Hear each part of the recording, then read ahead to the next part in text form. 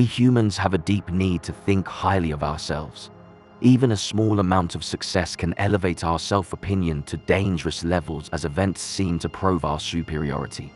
We find the attention we get for success exhilarating. We forget the role other people or luck and circumstances have played in our success.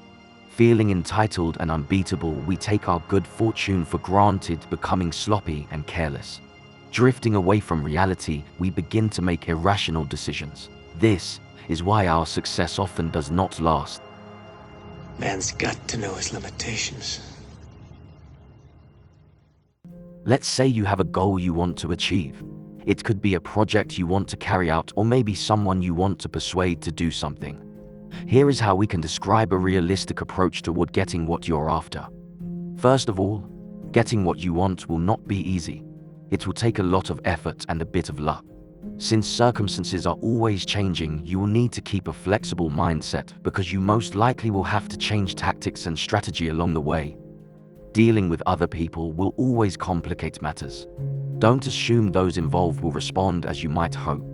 Understand that people will generally surprise and frustrate you with their reactions. If you don't succeed at first, you'll have to carefully analyze what you did wrong and try to learn some lessons from the experience. Think of yourself as a sculptor and your goal as a giant block of marble you will chip and carve away at until you have created a detailed and beautiful sculpture. The block is large and the marble is hard. It will take plenty of work, time, and determination, but what you are trying to do is not impossible. You begin with a proper sense of proportion, that goals are hard to reach, people are resistant, and you have limits to what you can do. With this realistic attitude, you can bolster your spirit for the many hours of work ahead. Now imagine you are suddenly struck with a psychological disease that affects your perception. Instead of seeing the block of marble as it is, large and hard, you see it as somewhat small and malleable. You now believe it won't take long to create your sculpture. It will be rather easy. The people you are trying to persuade will be cooperative and predictable. They will naturally love your idea. In fact, you are doing them a favor. And after all, you deserve to succeed. You see how people will then admire you. You are gifted, special, destined to win, damn near infallible. And if something crazy should ruin your plans, you will blame others who are most likely envious of your talent. Robert Greene calls this psychological disease grandiosity. As he explains, this grandiosity is part of our human nature, a weakness that is latent in us all. When success seems to come too easy, or quickly, again and again, we become, if not drunk, slightly intoxicated. It plays into our weakness, our need for grandiosity. We all have a deep need to feel important. We want to be held in high regard and in some way feel superior to others, whether that be in intelligence, good looks, charm, popularity, or saintliness. This can be a good thing because it takes confidence to take on challenges, to push through when things get hard and then learn along the way. But once we experience success, we begin to imagine we might be infallible. Napoleon Bonaparte, one of the greatest military strategists to have ever lived, said, "The greatest danger occurs at the moment of victory." Robert Greene touched on the dangers of victory in the 48 Laws of Power. Law number 47. Do not go past the mark you aimed for. In victory, learn when to stop. He elaborates, there is nothing more intoxicating than victory, and nothing more dangerous. In the realm of power, you must be guided by reason. To let a momentary thrill or an emotional victory influence or guide your moves will prove fatal. Success plays strange tricks on the mind. It makes you feel invincible and less able to adapt to circumstances. You come to believe your character is more responsible for your success than your strategizing and planning. History is littered with the ruins of victorious empires and the corpses of leaders who could not learn to stop and consolidate their gains. When we experience success, our confidence can rise too fast and our self-opinion will drift farther away from reality. Grandiosity can be seen as a form of primal energy we all have. The problem is not the energy, but the direction it takes. Normally, grandiosity makes us imagine we are greater and more superior than we really are. This is based on the warped perspective we get from the applause around our success.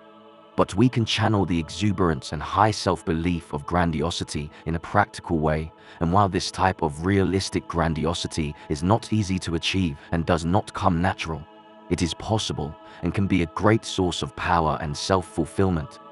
To begin the process of turning this energy into something practical, you must first admit your need to feel important. You want to feel superior in some way, and that is okay. It's natural. Denial is your worst enemy. Be honest and admit your grandiose needs. It's important that when we choose our goals, we don't let our fantasies take charge and pursue something that is too great or ambitious. You want to be realistic and go after something just above your skill level. If your goal is too easy, you will feel bored. But if it is too ambitious, you will feel overwhelmed and crushed by failure. Keep your fantasies in check. Make your new project more challenging than the last one, but modestly so. If you succeed, your confidence will rise, but it is tied to your effort. This is the way to learn, grow, and find success. Now we want to concentrate this primal energy to fuel our ambition. Instead of chasing fantasies, moving from one idea to another, you want to focus deeply and completely on one idea, one single project or problem.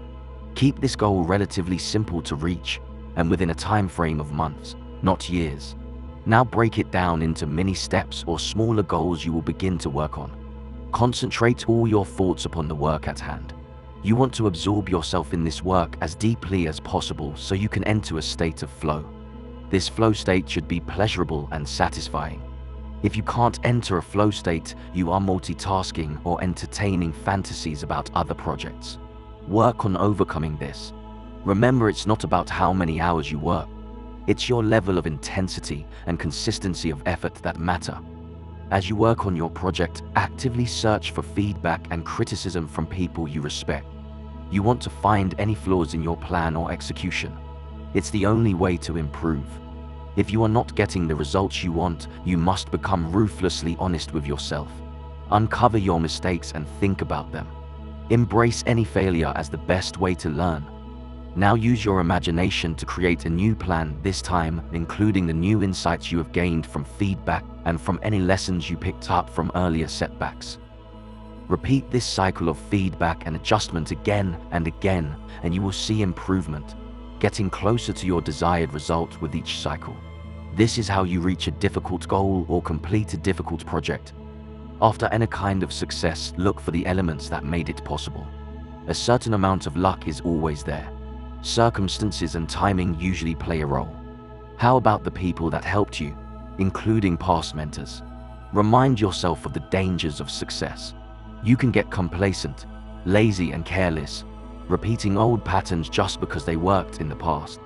Tune the volume down on the applause and accolades. Beware of offending your allies with an inflated sense of superiority. Don't take your good fortune for granted. Don't forget how perfectly everything had to line up and how hard that would be to repeat. Consolidate your forces, making sure you don't lose what you have. In the end, the only way to protect yourself from fantastical grandiosity is to be realistic. You have to make the most of what you have instead of fantasizing about God-like powers you will never possess. You can't be skilled at everything. Play to your strengths.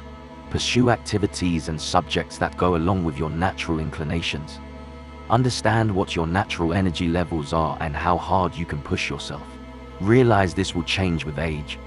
Evaluate your social situation. Who are your allies? Who are the people you have a natural rapport with? What type of people are drawn to your work? You can't please everyone, so don't try to. When you know yourself, you understand your limits. You are not superior or a god, but someone who makes mistakes like the rest of us.